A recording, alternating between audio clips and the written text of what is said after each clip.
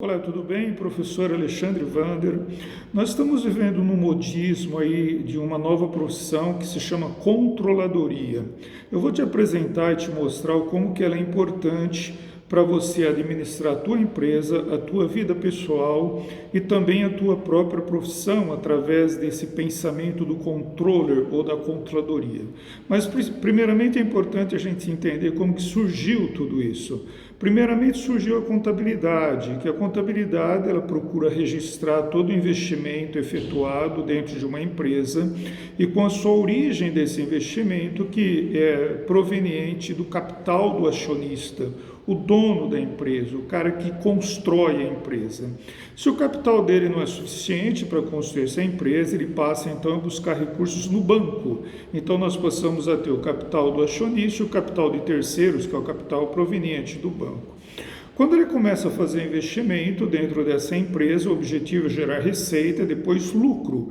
E esse lucro residual é o lucro que pertence para os acionistas. A contabilidade ela se moldou através de diversas normas, regulamentações. Então daí surgiu a contabilidade de custo, que seria nada mais do que definir o quanto se gasta para produzir um determinado produto e a partir dali estabelecer o seu preço de venda, ou seja, controlar os custos da produção. A contabilidade continua evoluindo e nasceu então a contabilidade gerencial, que ela é muito focada em se analisar ponto de equilíbrio, quantas unidades tem que se produzir e vender para que essa empresa possa atingir um lucro ou um determinado resultado, que se chama o break-even, quanto eu tenho que produzir e vender para que eu possa pagar todos os meus custos fixos. Então isso foi o resumo da contabilidade gerencial. Da contabilidade gerencial, o mundo evoluiu, nasceu então a controladoria.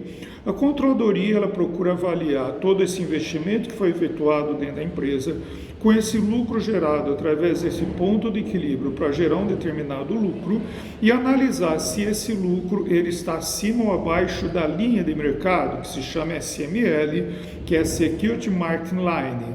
Ou seja, a gente começa a correlacionar o investimento efetuado dentro de uma empresa como se ela fosse um banco. Ela tem que apresentar um determinado retorno para pagar o volume do capital investido efetuado pelos seus acionistas.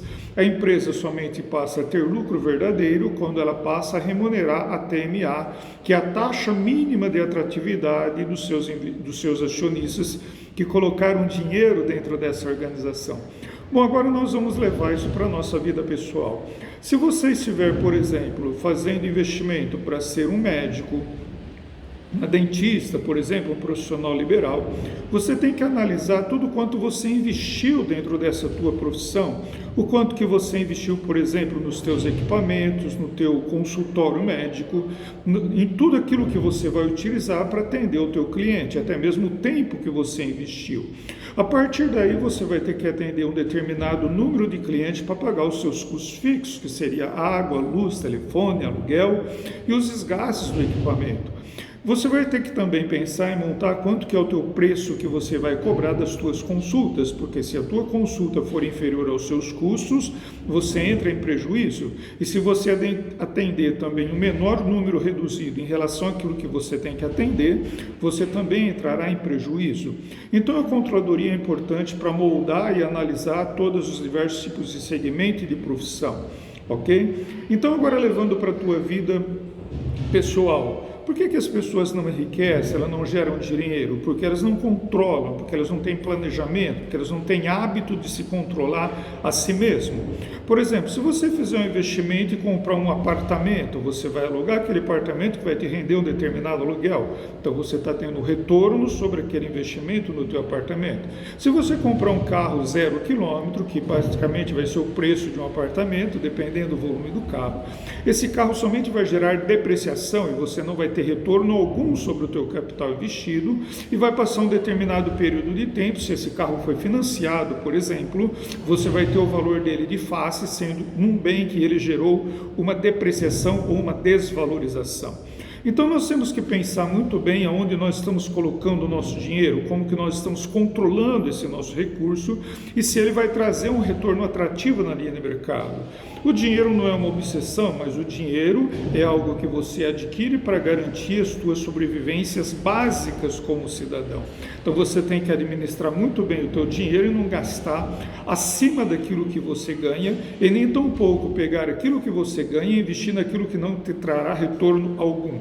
Isso não é tão simples, mas também não é tão complexo, mas dentro de grandes empresas de organização, os funcionários ou os empresários, seduzidos pelo produto que eles produzem, eles não analisam custo, eles não analisam break-even, não analisam taxa mínima de oportunidade e nem tampouco se aquele investimento seria muito mais lucrativo colocar o dinheiro no banco e ter um determinado rendimento à taxa de 6% ao ano do que investir num ambiente de risco e muitas das vezes o que nós visualizamos dentro das empresas que nós passamos é que o proprietário nos mostra tudo bem que ele tem máquina, equipamento, carro, chácara, tudo aquilo que ele tem, porém tudo aquilo que ele tem não lhe pertence mais, tudo está amarrado num financiamento bancário, num banco, e tudo aquilo que ele tem pertence para o banco.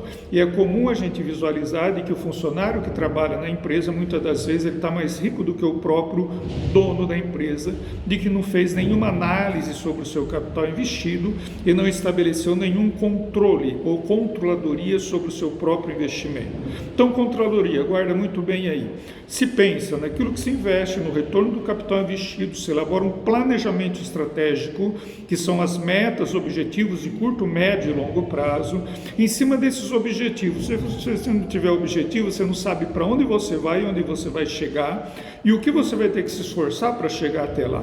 Então, por isso nasce depois uma outra ferramenta que se chama orçamento ou budget, onde você analisa o realizado de cada mês com o planejado, à luz dos seus objetivos estratégicos e corrigindo os seus desvios, para que essa empresa ou teu próprio negócio ou a tua própria vida possa criar valor ao longo da tua existência. É muito fácil ganhar as coisas de graça e não saber o quanto custa tudo aquilo. Então, um médico, um profissional liberal, que o pai banca totalmente a sua vida ou sua profissão, ele tem que parar um pouquinho e pensar o quanto custa para ele chegar até ali e qual o retorno que ele vai ter que trazer desse teu investimento efetuado ao longo da sua vida. Caso isso não aconteça, você vai passar a tua vida inteira sem ter qualquer tipo de retorno sobre o teu próprio esforço. Bom, deixa o teu like, nós vamos estar colocando esse vídeo nas redes, no Instagram, no YouTube, também no Face. Deixa o teu like, faça comentário, compartilhe se você gostou ou não dessa nossa apresentação e se ela te trazer alguma satisfação, comente para que isso também seja um ponto de motivação para que a gente possa continuar compartilhando conhecimento e também contribuindo na sociedade como um todo. Tudo de bom para todos nós, professor Alexandre Wander.